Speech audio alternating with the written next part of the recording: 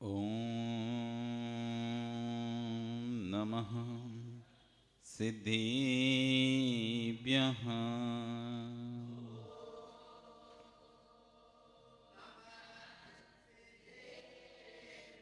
ॐ नमः सिद्धिभ्यः।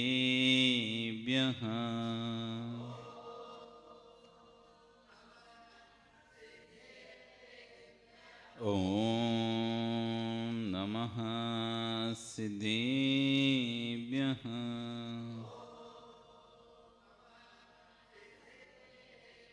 तिर्यणि खग्गिणाय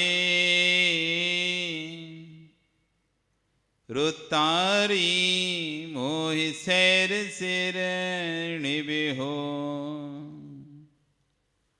आयरी राऊ पसियो परवादीण्यो भव्य जी लोए। नमो अरिहंताणं नमो सिद्धाणं नमो आयरीयाणं नमो वज्रायाणं नमो लोये सव्यसाणं। बोले अनंतानंद से परमेष्टि भगवान की, आदिरूप आदिनाथ भगवान की, वर्तमान शासन महावीर भगवान की, आचार्य वर्ष श्री 108 आचार्य सकल कीर्ति स्वामी महाराज की, आचार्य विश्व साकर महाराज की, सिद्ध चक्र महामंडल विधान की, अष्टानिका महापर्व की, अहिंसा में विश्व धर्म की जय। जय बोलो परम पूज्य मुनि श्री 108 रजत सागर जी महाराज के, महाराज के जयकारा गुरुदेव का। बंधु, वर्तमान शासन एक वर्धमान स्वामी के शासन में आदिनाथ स्वामी की चरण निश्रा में बैठकर हम जिन देशना का श्रवण कर रहे हैं, ये परम सौभाग्य अष्टांग का महापर्व में जो हमको सिद्ध चक्र मंडल विधान रचाने का भाव हुआ और भाव के साथ साथ यहाँ पर बैठकर सिद्धों की अर्चना करने का भाव तो सबके होते हैं। ऐसा है कि हर व्यक्ति अच्छा करना चाहता है और अच्छा बनना चाहता है। किसके भाव ऐसे हैं जो अच्छा नहीं चाहता, सब अच्छे चाहते हैं, लेकिन भाव क्रियान्वित होना ये दूसरी बात है। हम चाहते हैं कि सब अच्छा हो, हमारे साथ अच्छा हो, या हम अच्छा करें, हम विधान करें, पूजा पाठ करें, सब कुछ करें हम, लेकिन भावों का होना विषय अलग है और भावों का क्रिया रूप हो जाना विषय अलग है। प्रत्येक व्यक्ति भाव बनाता है, लेकिन कुछ के वहीं भाव बनकर वहीं खत्म हो जाते हैं, कुछ नहीं कर पाता। बिल्ली जीव हैं जो भाव बनाने के बाद उस कार्य को कर पाए। मन में भाव आता है, घर से निकलते हैं, आज हम शांति धारा करेंगे, आज हम अभिषेक करेंगे, लेकिन घर से निकलकर और यहां तक आते आते बीच में भाव बदल जाते हैं। एक व्यक्ति आता है, अरे कुछ नहीं करेंगे, आज तो ऐसे चलते हैं, देखते हैं, मंदिर से घर से निकलकर यहां तक आते आते भाव बदल जाते हैं। लोगों को देखते देखते भाव बदल जाते हैं, सुनते सुनते भाव बदल जाते हैं। नहीं लेने वाला व्यक्ति लेने के भाव बना लेता है और लेने वाला व्यक्ति भी नहीं लेने के भाव बना लेता है। संपूर्ण धर्म भाव प्रधान धर्म है। सिद्ध चक्र मंडल महाविधान, ये सिद्धों की जो आराधना की जा रही है, कैसे बने थे वो सिद्ध, जो सिद्ध बन रहे हैं, जो सिद्ध बन चुके हैं और जो आगे सिद्ध बनेंगे, सभी भावों से बनेंगे। भाव यानी परिणाम, भाव यानी गुणस्थान, भाव यानी परिणाम, भाव यानी गुणस्थान। आपने नाम तो सुना हो ना गुणस्थान को, 1 से लेके 14 गुणस्थान होते हैं।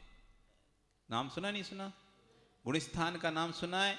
1 से लेकर 14 गुण स्थान होते हैं। जीव क्रम से इन गुण स्थानों पर चढ़ता है और 14 गुण स्थान के बाद सिद्ध बन जाता है। ये 14 गुण स्थान है क्या आखिर में?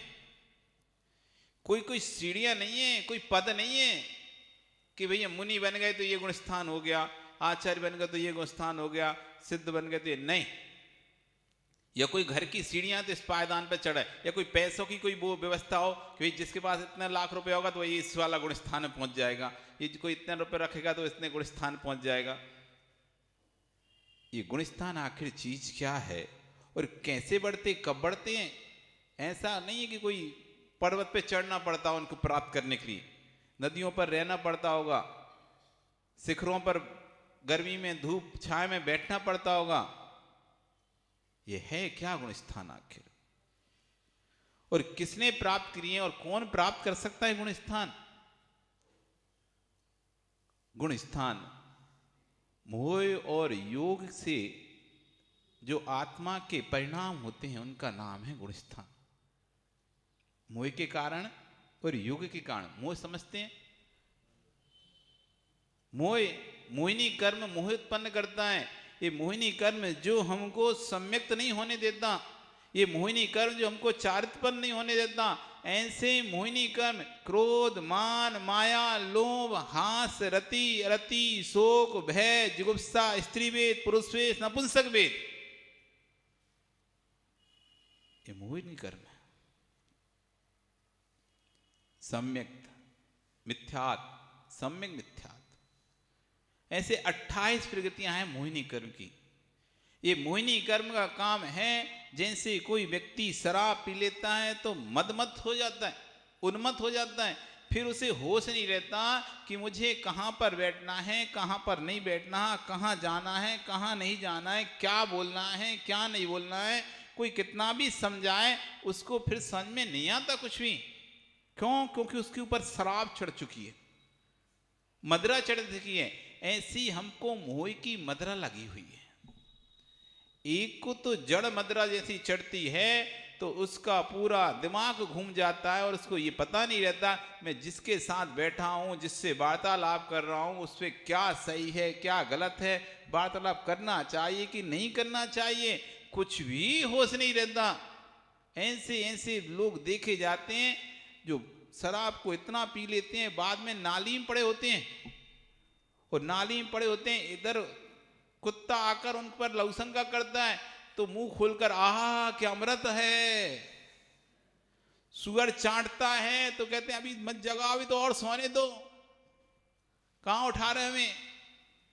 ऐसी दशाएं होती हैं बुरी मद पीने वाले की।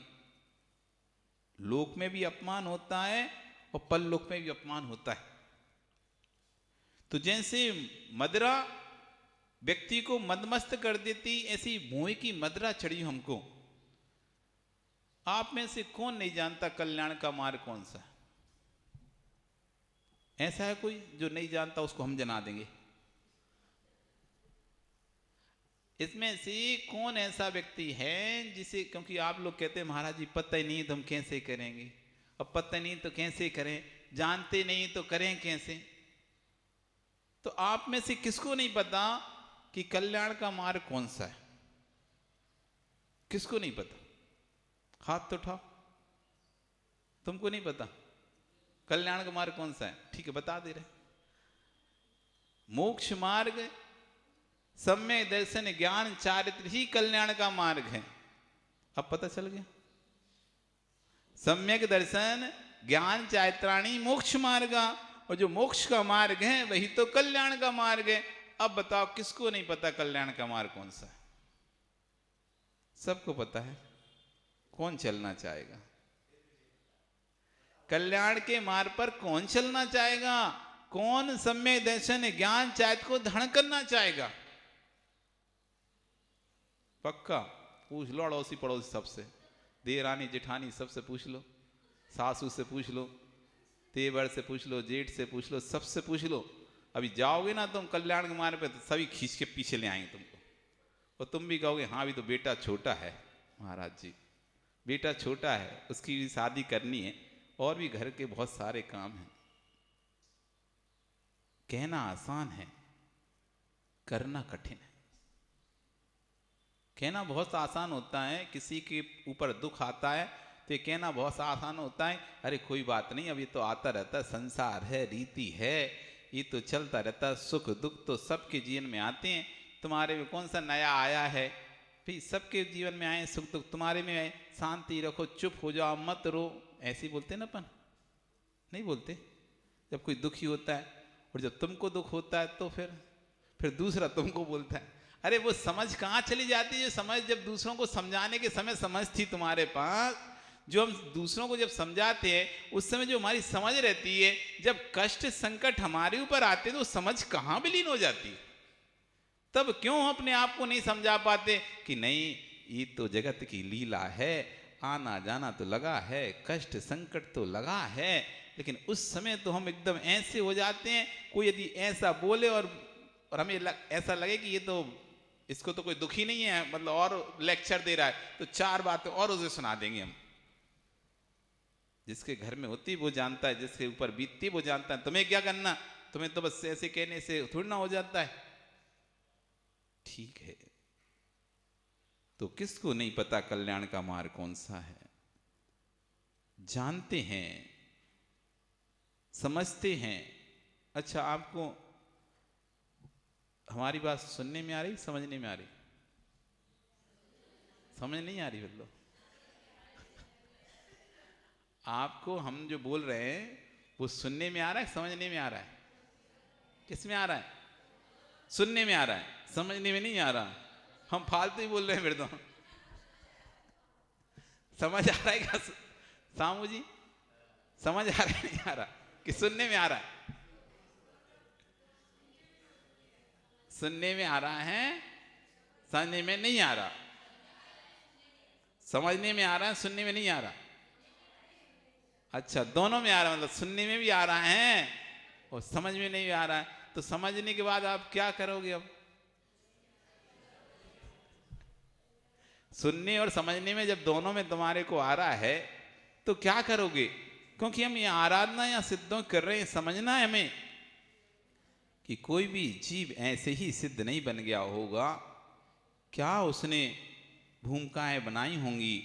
वो गुणस्थान, मोह और योग की परिणति का नाम गुणस्थान है। मोह मतलब दर्शन मोह, चारित्र मोह, ये दो प्रकार का मोह होता है। मोह में व्यक्ति जैसे मोह में मदिरा पीकर उन्मत्त हो जाता है, ऐसे हम मोह की मदिरा में उन्मत्त हैं। जानते हैं अच्छा क्या है, जानते हैं बुरा क्या है, जानते हैं कल्याण का मार्ग कौन सा है, जानते हैं कल्याण मार्ग अकल्याण मार्ग कौन सा है, तब भी हम बदल नहीं पा रहे अपने मार्ग को। क्यों नहीं छूट रहा आपसे रात्रि भोजन? क्यों नहीं छूट पा रहा आपसे रात्रि? ऐसी क्या है उस रात्रि भोजन में? क्या जीवन खत्म हो जाएगा और जिस दिन आप छोड़ दोगे उस दिन? क्या फिर आप जीवन नहीं जी पाओगे?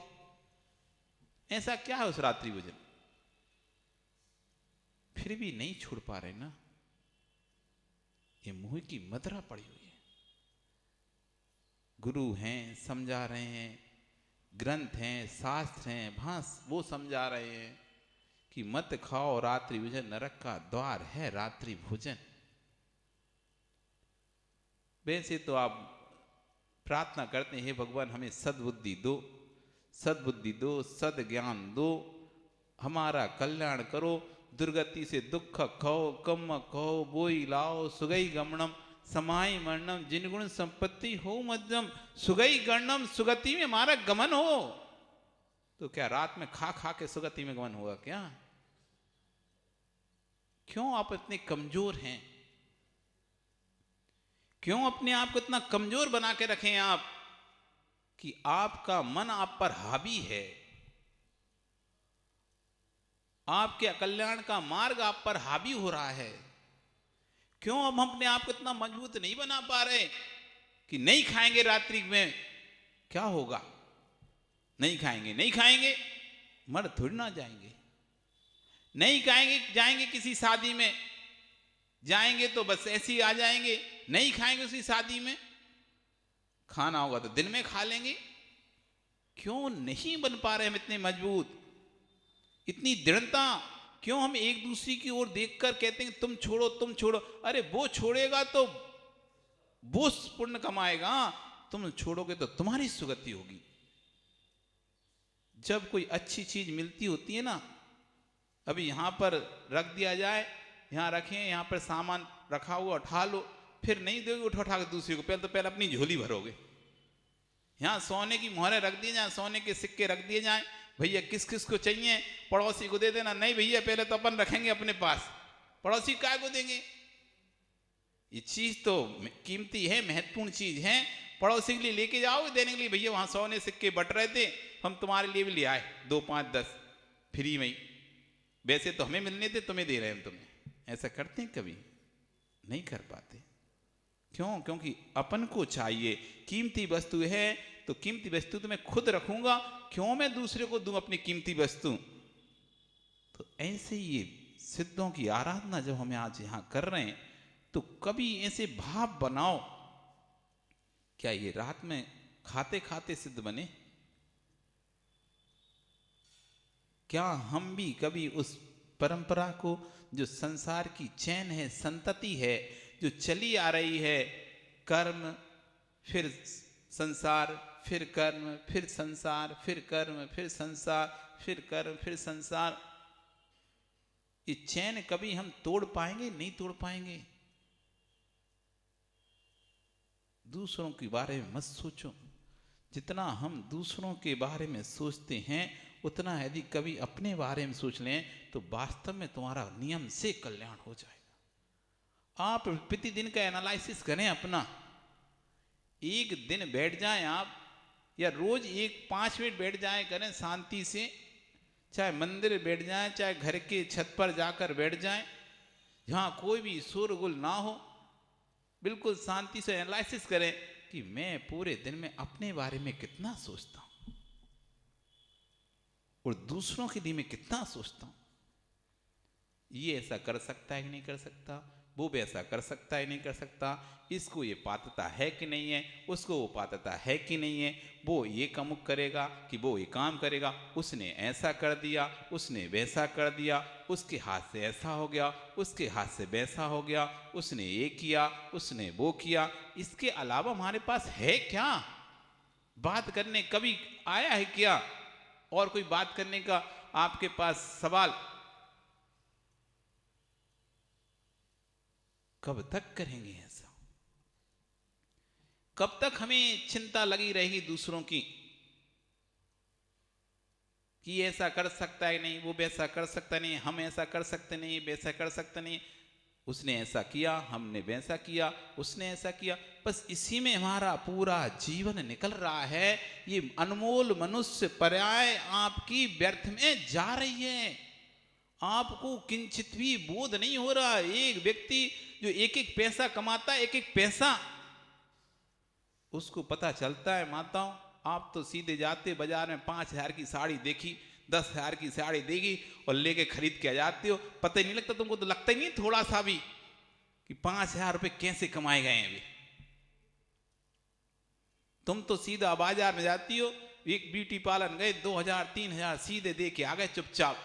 बेचारा उसको पता है वो कमा रहा है 50 रुपया में बाल कटवाता रहता है बस। क्यों नहीं ज्ञान हो रहा तुमको कि कितना महत्वपूर्ण है ये मनुष्य पर्याय?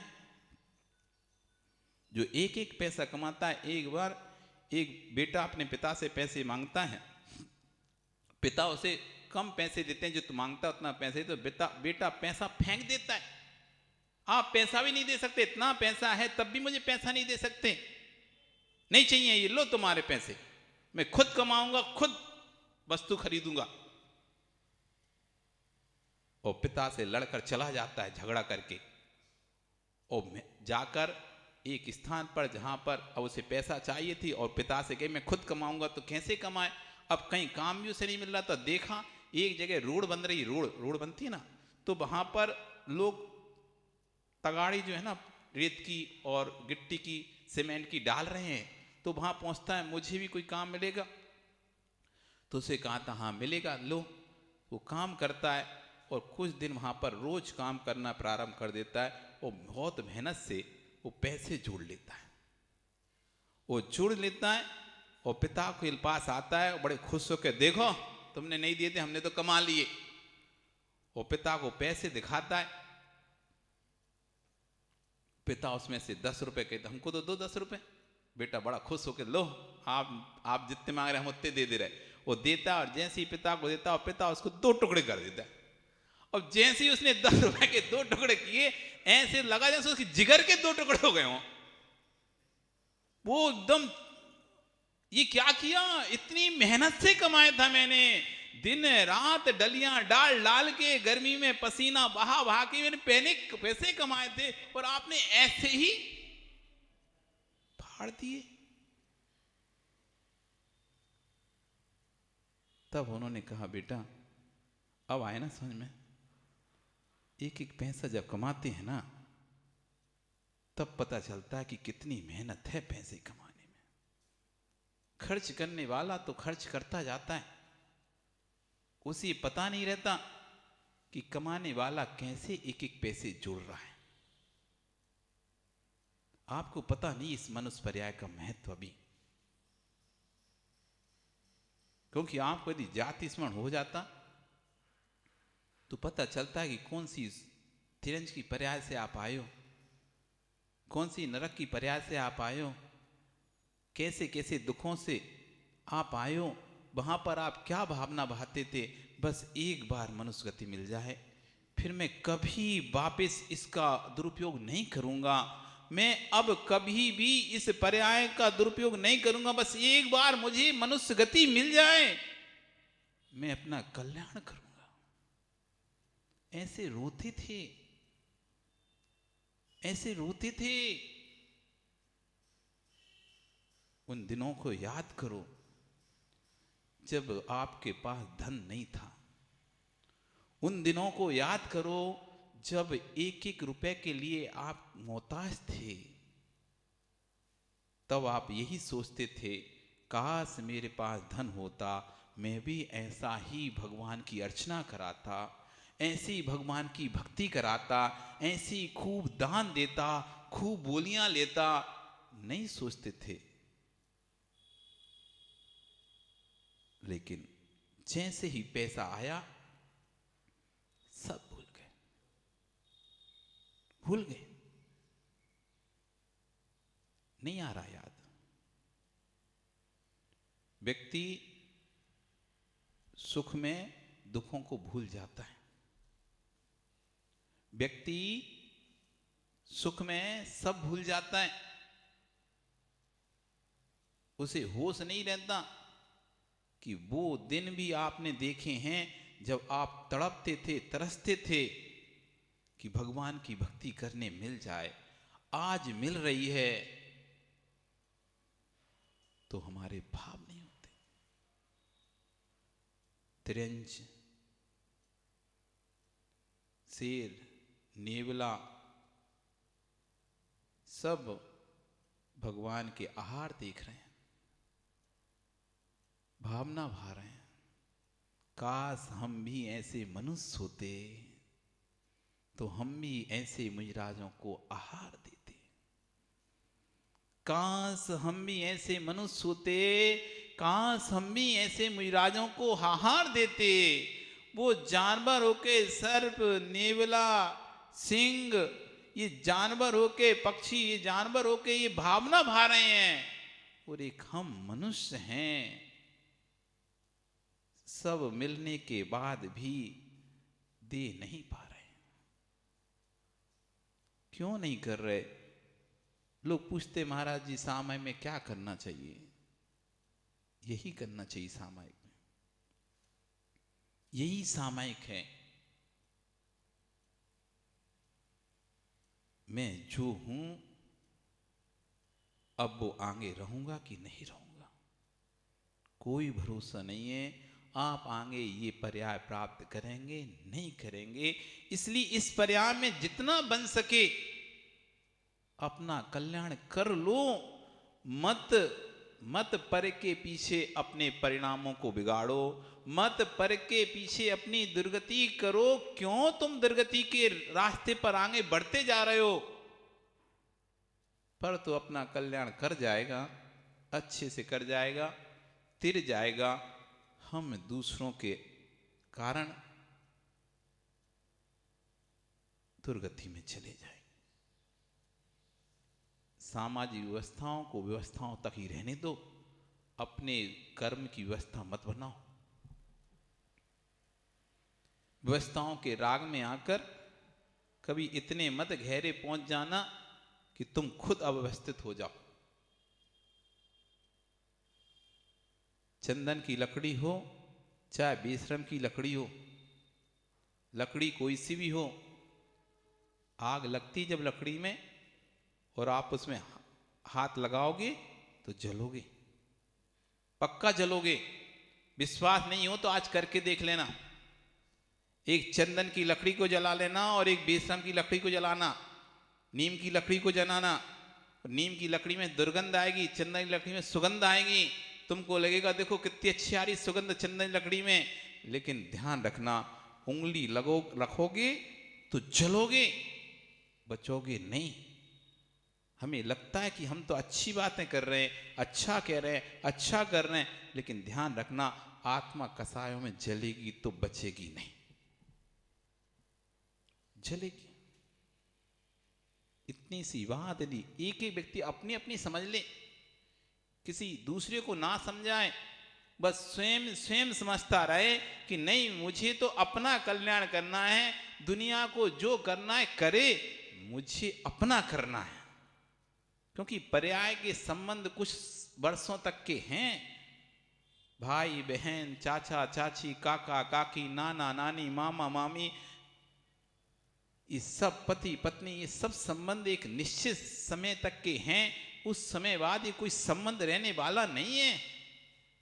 इस संबंध के राग में जब सीता ने अग्नि परीक्षा दी, पद्म पुराण पढ़ो, इसलिए पता है सबसे पहले किसी को यदि मोक्ष मार्ग में बढ़ना होता है ना, तो उससे कहा जाता है प्रथमान योग पढ़ो। प्रथमान योग मर्था ख्यानम चैतम पुराणम अपि पुण्यम, जिसमें पूज्य पुरुषों के, महापुरुषों के चरित्र का, पुराण का वर्णन है। और जो बोधि समाधि निधानम, बोधि का यानी सम्यक दर्शन, सम्यक ज्ञान का और समाधि का खजाना है। खजाना, खजाना समझते हैं? कभी सुना है खजाना नाम? जहां पर जितना चाहिए ले लो, जितना चाहिए खुला एकदम भरा रहता है। कोस पहले राजाओं में खजाना होते थे, बड़े बड़े कोठों में ऐसे सोने चांदी हीरे मोती सिक्के जवाहरात भरे रहते थे। खजाना तुम्हारी जैसे कि तंबाकू की गोदाम भरी रहती ना, एकदम फुल, जैसे ही खोले तो फुल, देखते सी देखो हमारा कितना तंबाकू है। ऐसी खजाना होते थे पहले, खजाने भरे रहते थे लोगों के घर। इस सोने का चिड़िया थी भारत, इतना पैसा था। इतना अंग्रेज लूट के ले गए, मुगल लूट के ले गए, सब पूरे सब ने लूटा है, तब भी ये संपन्न है देश। सोचो कितना सोना चांदी था पहले, खजाने खजाने रहते थे राजाओं के पास। तो जैसे सामान्य खजाना किसी को मिल जाए तो फिर उससे किसी चीज की चिंता नहीं होती, मस्त घूमता है। यदि रमेश तुम यहां से कलकत्ता चले जाओ, तुम्हारा सारा सामान भी चोरी हो जाए, वो फटे हाल भी तुम लो, तो कोई कहेगा अरे गितारा गरीब है, पर तुम्हें पता है घर में तो सब रखा है। ठीक है अभी चला गया कोई बात नहीं, चेहरे पर गरीबी नहीं आती। जिसके घर में रखा होता है ना, वो यहां बैठकर भी मुस्कुराता है। तुम्हारे चेहरे चमक दिख रही ना, ये चमक घर में पेटियों में रखा है ना, इसलिए दिख रही है। हाँ बिल्कुल मानो, पैसे की भी चमक होती है। एक जिसके पास पैसा है उसका चेहरा देखो आप, और एक जिसके पास पैसा नहीं है उसका चेहरा देखो, अंतर आएगा। आप जो इतने हंस रहे हो, मुस्कुरा रहे हो, चेहरे पे चमक है, वो चमक का कारण कोई दूसरा है। घर में माया है, टेंशन नहीं है, धन रखा हुआ है तिजोरी, भले वो निकालो नहीं वो बात अलग है, चाबी 2-3 ताले के अंदर बंद करके अच्छे से रखी रहो दबा दबा के, वो बात अलग है। लेकिन घर में है, उसकी चमक चेहरे पर है। एक हीरा मिल जाए तुम्हें अभी वो घर में तुम रख के आओ, यहाँ पर सबको अरे हंस के बड़ी अच्छे अच्छे बातें करोगी, बड़ी लोग कहीं क्या बात है आज इतनी खुश का आया, नहीं बोलते ना। जब कोई ऐसी चीज आ जाती जो बहुत दिनों से हम चाह रहे थे, किसी के पास नहीं है, यहाँ पे किसी के पास नहीं, हीरे की तुम्हें बड़ी अंगूठी मिल जाए, किसी के पास नहीं है, और तुम भले पहनो ना, घर में भी रखी हो तो अंदर से चमक आती, हीरे की अंगूठी है हमारे पास, किसी के पास नहीं है दिनट्टा में। ऑकेशन पे जब पहनते हो तो ऐसे अरे चेहरे पे अलग दिखती है, दिखाती देख अच्छी लग रही, पूछते हो सबसे अच्छी लग रही, अच्छी लग रही, उसकी चमक है, चमक है। तो जैसे खजाने की चमक होती है, ऐसी बोधि समाधि का खजाना है प्रथमान योग। जिसने प्रथमान योग पढ़ लिया वो कभी भी उदास नहीं रह सकता, कभी भी दुखी नहीं रह सकता। ये खजाना है, खजाना, खुश रहने का खजाना है प्रथमान योग। जिसको खुश रहना है, जो कहता है महाराज जी हम बड़े दुखी हैं, कोई उपाय बताओ, कोई मंत्र तंत्र, कोई जाप दे दो, दुख दूर हो जाए। अरे सबसे बड़ा जाप है प्रथमानी योग। जिसको इसने पढ़ लिया वो कभी दुखी नहीं हो सकता। उसके अंदर दृढ़ता, श्रद्धा इतना भर जाता है, कूट कूट कर भर जाता है। अरे किस लिए कर रहे, ये किसका श्रद्धान का फल तो है चक्रमंडल विधान। मैना सुंदरी क्या बोल रही, मैना कि पिताजी मानते हैं कि आप हमारा पालन कर रहे हैं, लोक में देखने में लग रहा है कि आप हमारा पालन कर रहे हैं। पिता सोचता है कि पूछता है, चलो मैं आज पूछता हूं तुमको कौन तुम्हारी सेवा करता है, रखता है, तुमको खिलाता पिलाता है। तो पिता, छोटी बेटी बोलती है कि पिताजी आप ही तो सब कर रहे हैं हमारा। सुंदरी मैना बोलती है, तो मैना बोलती नहीं पिताजी, लगता है कि आप कर रहे हैं, लेकिन हो रहा है हमारे भाग्य से, सब कुछ हमारे भाग्य से हो रहा है। ग्रंथों का हमने अध्ययन किया, स्वाध्याय किया है, स्पष्ट लिखा है स्वयं किए जो कर्म सुवासो फल निश्चय ही वे देंगे। जो मैंने शुभ अशुभ फल करके रखे हुए हैं, बांध के रखे हुए हैं, वही मुझे फल देंगे, अन्य कोई मुझे फल नहीं देता है। तो मैं जो भोग कर रहा हूं वो भी अपने पुण्य का कर रहा हूं, किसी दूसरे का पुण्य का भोग मुझे नहीं हो रहा है। इतना दृढ़ता उसके अंदर आ चुकी थी। पिता ने कई बार उसे डराया, गुस्सा किया कि ऐसा होता है कि अभी हम खाने ना दें तो कहां से खाओगे, यदि हम ऐसा कर दें तो। उसने कहा कुछ भी कहो पिताजी, लेकिन हम अपने पुण्य का ही भोग कर रहे हैं। पिता को बहुत गुस्सा आ गया और उसने शादी कोड़ी व्यक्ति से कर दी, ले तेरा पुण्य का भोग, अब भोग तेरू अपने पुण्य में। कोड़ीपति जो दिया आपने, कामदेव बन जाएगा। मैना सुंदरी कहे पिता से, पुण्य उदय जब आएगा। कोड़ीपति जो दिया आपने, कामदेव बन जाएगा। पिता फूट फूट कर रो रहा है। पहले क्रोध में, गुस्से में आकर उसने अपनी बेटी की शादी कर दी कोड़ी से। वो जैसी शादी करी उसका गुस्सा ठंडा हुआ, विवेक जागा, ये मैंने क्या कर दिया, जानकर अपनी बेटी को नरक में डाल दिया, अब क्या होगा इसका। फूट फूट कर रोता है। बेटी कुछ नहीं, तू छोड़ दे। बेटी कहती नहीं, अब जो है सो है, आपने जो किया है आपने किया है, मेरा पुण्य होगा, यही पति कामदेव बन जाएगा। ये कब आएगी भावनाएं, जब वर्तमान युग का गहन अध्ययन होगा आपका। बोधि समाधि निधानम, बोधि समाधि का खजाना है वर्तमान योग। पद्म पुराण में जब सीता की अग्नि, सीता को बिना कारण से जंगल में छोड़ दिया गया, और जंगल में फिर एक विद्याधर उसको अपनी बहन बनाकर ले जाता है। वहाँ पर लव कुश का लवांग कुश का जन्म होता है, उनकी शिक्षाएं होती हैं। जब वो बड़े हो जाते हैं तो एक दिन नारद आते हैं। नारद का काम तो यही था, इधर की बात उधर, उधर की बात इधर करना। तो नारद को जब नमस्कार करते लवांग कुश तो आशीर्वाद देता है, राम लक्ष्मण जैसे हो। राम लक्ष्मण कौन है राम लक्ष्मण? तो नारद कहता तुमको पता नहीं कौन है राम लक्ष्मण? बताइए कौन है? ये तुम्हारे पिता और चाचा हैं, जिन्होंने तुम्हारी मां को गर्भावस्था में ही झूठा आरोप के कारण से घर से निकाल दिया था। पूरी कहानी उनको सुना देता है। ऐसे दोनों के अंग फड़कने लगते हैं, अब तो हम इनको नहीं छोड़ेंगे। इतनी शुद्ध सीता को भी आरोप लगाया। चले जा तैयार होते हैं, राजा से कहते हैं, जो राजा था जिनके वो पुत्र अपना मामा बोलते थे, मामा श्री अब तो हम उन पर राम लक्ष्मण को बंदी बनाकर ही रहेंगे, तभी अब शांति रखेंगे। इस अपमान का बदला तो जरूर लेंगे।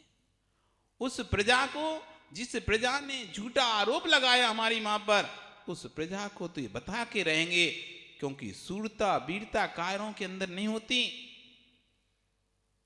हम किसी कायर के पुत्र नहीं हैं, हम क्षत्रिय राम के पुत्र हैं। आज उस पूरी अयोध्या नगरी को बताएंगे हम। और दोनों जब मां को पता चलता है तो मां रुकती नहीं, नहीं वो तुम्हारे पिता हैं, वो तुम्हारे चाचा हैं, वो तुम्हारे पूजनीय हैं, उनके ऊपर तुम कैसे बाण चलाओगे, कैसे उनका घात करोगे?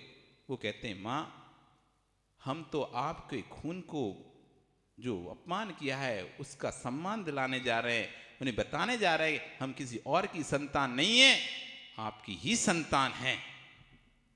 जो खून आपके रगों में बह रहा है वही खून हमारे रगों में बह रहा है। आप चिंता नहीं करिए, हम बाण ऐसे चलाएंगे जिससे कि हमारे पिता और चाचा को कोई भी नुकसान नहीं होगा। दोनों चले जाते हैं और सब जगह लोगों को जीतते हुए, राज्यों को जीतते हुए दिग्विजय के लिए निकलते हैं। राज्यों को बहाना तो चाहिए ना कुछ लड़ाई करने का, ऐसे थोड़ी ना कोई से जाकर लड़ लेंगे सीधा। तो दिग्विजय के लिए उन्होंने निकल गए हैं, एक घोड़ा छोड़ दिया है, आगे आगे घोड़ा जा रहा है और दिग्विजय के लिए निकल चुके हैं इधर। और जब अयोध्या नगरी आती है तो वहां पर संदेश दूत को भेजते हैं कि कहो अपने राजाओं से कि या तो हमारे चरणों में आकर झुकें या फिर हमसे मुकाबला करें। जब वो खबर राजा राम और लक्ष्मण तक पहुंचती है तो वो पता करते हैं कौन है। अरे कोई दो छोटे बालक हैं, कोई पता नहीं, शायद हो सकता है पागल हो गए हो, उन्मत्त हो गए हो। तो राजा और सभासद जो बैठ रहे थे, महाराज आप क्यों कष्ट करते हैं, हम ही उन छोटे बालकों का भी निपटा के आते हैं चुटकी में। आप चिंता नहीं कि ये काम आपके लिए शोभा नहीं देता उन बालकों से लड़ने का, हम ही जाते हैं। और सामान्य राजा थे वो जाते हैं युद्ध करने के लिए, क्षण भर में परास्त हो जाते हैं। और बड़े राजा जाते हैं, वो भी क्षण भर में परास्त हो जाते हैं। शत्रुघ्न जाता है, वो भी क्षण भर में परास्त हो जाता है। भरत जाता है, वो भी क्षण भर परास्त हो जाता है। हनुमान जाता है, वो भी परास्त हो जाता है। जामवंत, नील, सब लोग जा रहे हैं। इधर पता चला भामंडल को, सीता का जो भाई था जो राम के पक्ष में था, उसको पता चला कि कोई ऐसा है, तो वो अपनी पूरी विद्याधर सेना को लेकर उनसे लड़ने आता है। लेकिन तभी रास्ते में से पता चलता है अरे ये तो मेरे भांजे हैं। तो जैसे ही भांजे हैं तो न्यूट्रल हो जाता है। ऊपर से अब अपन नहीं जाते लड़ने, ऊपर से देखते हैं क्या हो रहा है। इधर देव इंद्र सब आके ऊपर से देख रहे हैं आकाश मार्ग से नीचे क्या चल रहा है। इधर जब पता चलता है राम लक्ष्मण को कि सारे लोग परास्त हो गए, ये ऐसा कौन आ गया, अभी इसको एक बाण में खत्म करते हैं। और दोनों राम लक्ष्मण आ जाते हैं। एक से राम का युद्ध चल रहा है, एक से लक्ष्मण का युद्ध चल रहा है, बराबर से चल रहा है। लेकिन ना तो वो दोनों बच्चे हार रहे, ना कुछ हो रहा उनका। इधर उसने लव ने बाण चढ़ाया तो राम का रथ टूट दिया, उधर कुछ ने चलाया तो लक्ष्मण का तोड़ दिया। अब वो शंका में आया कि ऐसा तो नहीं कोई दूसरे बलभद्र नारायण पैदा हो गए, अरे कोई की ताकत है कि बलभद्र नारायण को हरा सके। लक्ष्मण को क्रोध आता है, अभी मैं तुम्हें चक्र से नष्ट करता हूं, चक्र से नष्ट करता हूं। वो चक्र चलाता है, वो चक्र क्या है, अपने रिश्ते संबंधियों के चक्र का ऐसा है कि वो अपने रिश्तेदारों पर काम नहीं, मतलब सगे संबंधियों पर काम नहीं करता, तो दोनों की परिक्रमा लेके वापस आ जाता है। आखिर है क्या ऐसा? तब वहां पर नारद कहते हैं, ये अब तुम बच्चों से तुम जाओ, अपने माता पिता, अपने चाचा और पिता के चरण छुओ। इधर राम लक्ष्मण से कहते हैं, अरे ये कोई और नहीं है, ये राम तुम्हारी ही संतान है। जैसे ही राम को कहते हैं हमारी ही संतान है, पता चलता है उनके धनुष बाण सब नीचे गिर जाते हैं। वो दोनों बेटे आकर उनके चरण छूते हैं, चाचा के छूते हैं, पिता के छूते हैं, गले लगते हैं। ऊपर सीता विमान से देख रही सब दृश्य, और वो ले जाते हैं चाचा और दोनों भतीजों को, बेटों को अपने नगर में ले जाते हैं। बूढ़ सब पूरे नगरवासी देखते हैं, ये राम के दोनों पुत्र, ये राम के दोनों पराक्रमी पुत्र, जिसके आगे राम लक्ष्मण मतलब पिता चाचा भी जिसके आगे कुछ नहीं है, इतना पराक्रम ये इन्हीं की संतान हो सकते हैं, ऐसी और कोई संतान तो इतना पराक्रम हो ही नहीं सकती। और खूब उनके ठाट बाट के साथ नगर में, अयोध्या में प्रवेश कराया जाता है, उनको बड़ा उत्साह दिया जाता है। सीता अपनी वापस लौट जाती है। फिर राम कहते हैं, तुम्हारी माँ कैसी है कि आपने जैसी छोड़ी है वैसी है? तो सब सदासत बोलते हैं, राजन आपने बहुत सजा दे दी, अब तो आप उनको बुला लीजिए। नगर के गांव गांव के लोग, सब जन समाज के लोग बोलते हैं, राजन आपने बहुत गलत किया था। अब पहले बोल रहे थे रख लिया था तो गलत किया था, फिर बोल रहे तुमने छोड़ दिया तो गलत किया, अब सब राजा राम पर चढ़ बैठे, तुमने गलत किया उससे उस समय, अब वापस लेके आओ, आप बुलाओ उसे, बोलो उनसे कि वो आए। तो राम ने खबर भेजवा दी कि सीता को अब अयोध्या वापस आना चाहिए। तो सीता अयोध्या वापस आती है, लेकिन तभी राम रास्ते में उसको संदेश भेजते हैं कि देखो ऐसा है, ये जनता है, पब्लिक है, आज कुछ कहती कल कुछ कहती, इसलिए तुम ज्यादा जनता की नहीं सुना करो। जब हम लेके आए थे तब बोल दिया तो रख लिया, अब छोड़ दिया तो बोल रहे छोड़ दिया, अब फिर रख लेंगे तो बोलेंगे फिर रख लिया। इसलिए सीता को अग्नि परीक्षा देनी पड़ेगी, मतलब सीता को अपनी निर्दोषता सिद्ध करनी पड़ेगी। उसने कहा क्या क्या साधन निर्दोषता, कि जल से भरे तालाब में नम होना है, अग्नि में भीषण लपटों की अग्नि में जलना में से निकलना है, अथवा पर्वत से गिरना है, सबसे कठिन जो हो सो सीता चुन ले इनमें से। तो सीता ने कहा ठीक है, मैं अग्नि परीक्षा दूंगी। 1 योजन का गड्ढा, 1 किलोमीटर का गड्ढा खुदवाया गया, 1 किलोमीटर चौड़ा गोलाई, उसमें इतनी लकड़ी भर दी गई कि एक क्षण में पूरा देश भस्म हो जाए यदि उसमें गिर जाए तो। इतनी लपटें, ऊंची ऊंची लपटें निकल रही उसमें से। सीता के सामने सीता ने अग्नि को साक्षी मानकर, मैंने कोई भी एक दोष किया हो तो अग्नि मुझे भस्म कर दे। और अग्नि में खून जाती है, और थोड़ी देर में यक्ष का सिंहासन कंपायमान होता है, वो सब अग्नि खत्म, और पानी पानी पानी पानी, वो अयोध्या समुद्र बन जाती है। इतना पानी हो जाता है, सबके कंठ तक पानी आ जाता है, सब त्राई त्राई मान मचा रहे हैं, बचाओ बचाओ बचाओ। इधर देव सीता को कमर पर बिठाल कर ऊपर आकाश में ले आते हैं, जय जयकार हो रही सीता की। सीता फिर देव से कहती कि आप सबको छोड़ो, क्षमा करो इनको, ये पानी का स्तर कम कर दो। पानी का स्तर कम होता है, राम खुश हो जाते हैं, चलो सीता अब निर्दोष सिद्ध हुई, अब हम इसे अच्छे से अयोध्या ले जाएंगे। और जैसे ही सीता के पास जाते हैं और बोलते हैं चलो अब वापिस अब तुम राज्य करना, रानी बनना अच्छे से बढ़िया, पटरानी, तुम पट्ट महिषी के पट पर बैठना। तो सीता कहती नहीं, अब नहीं, मैंने 3 बार गलती की, अब 4थी बार नहीं करूंगी। कि 3 बार, कि जब पिता ने तुमको वनवास जाने को कहा था, मैं भी तुम्हारे साथ चली गई।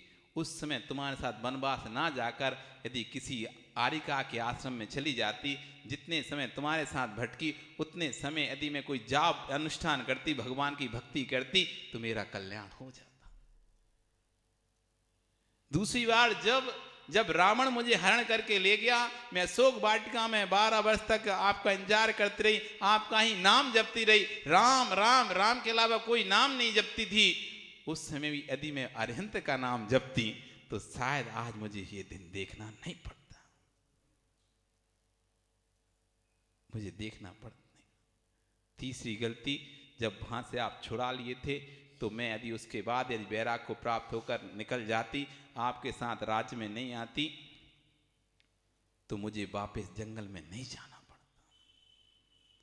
अब 4थी गलती नहीं करूंगी मैं, अब तो मैं सीधा अपना कल्याण ही करूंगी, अपने कल्याण के मार्ग पर जाऊंगी। और सीता ऐसा बोलकर उन्हीं के सामने अपने पंचमुष्टि केस लॉन्च कर लेती, पूरे बाल उखाड़ कर फेंक देती है। जैसे ही राम उसके बालों को दिखता है, मूर्छा होके गिर जाता है। ये क्या? और सीता जाकर पृथ्वीवती माता जी से जाकर दीक्षा लेती है और सकल भूषण केवली के समूषण में जाके बैठ जाती है। राम को जैसी मूर्छा सचेत होता है, बोलता है कहाँ गई सीता? लोग बोलते हैं वो तो दीक्षा लेने चले गए। मैं देखता हूं किसने दी दीक्षा उसको, अभी उसको प्राण खत्म करता हूं उसके, जिसने मेरी सीता को दीक्षा दी है। अपनी तलवार लेके जाता है, और जैसे ही संवक्षण में जाता है, वहां तो संवक्षण का प्रभाव है, जन्मजात बैरी जब बैर भूल जाते हैं, तो फिर सामान्य व्यक्ति तो बैर भूल ही जाता है। वहां जाके देखता है सीता बैठी हुई माता जी आरिका बन के, दोनों हाथ जोड़कर उनको नमस्कार करता है। अपने भवों के बारे में पूछते हैं, ये बोधि समाधि निधानम है, प्रतिमानी सिद्ध बनना है तो पहले इस बात पर विश्वास करना होगा, ये भव आपको मिला है, ये बहुत ही कीमती भव है, इसको ऐसे ही व्यर्थ में मत जाने दो, मत जाने दो। आपका समय हो गया, कल फिर आओगे। पर्याय रही तो पुनः मान लो, अभी भी समझ है, बुद्धि है, समय है, अभी समझ जाओ, इस पर्याय का कीमत समझ जाओ।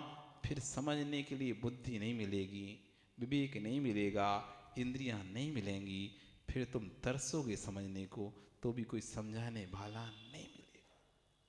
इसलिए समझ जाओ आपका समय। नमो अरिहंताण, नमो सिद्धाण, नमो आर्याण, बुझाय, नमो सब जिनवाणी